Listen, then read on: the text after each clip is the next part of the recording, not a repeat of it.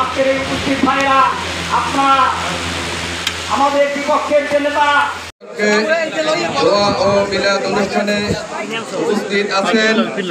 আজকের এই মিলাদ অনুষ্ঠানের সম্মানিত সভাপতি এতটাই নির্যাতিত ছিল, এতটাই ক্রোধ ছিল যে ওদের হাত থেকে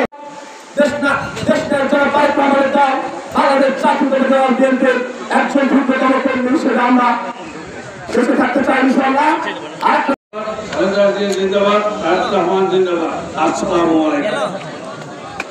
প্রচেষ্টা সকলের সহযোগিতা আমরা শেষ পর্যন্ত অনুষ্ঠানের সমাপ্তি পর্যন্ত আমরা অব্যাহত রাখবো। আমাদের নেতা জনাব মাহমুদ হোসেন আমাদেরকে যে নির্দেশ দিয়েছেন, আমাদেরকে যে শিক্ষা দিয়েছেন এবং তাকে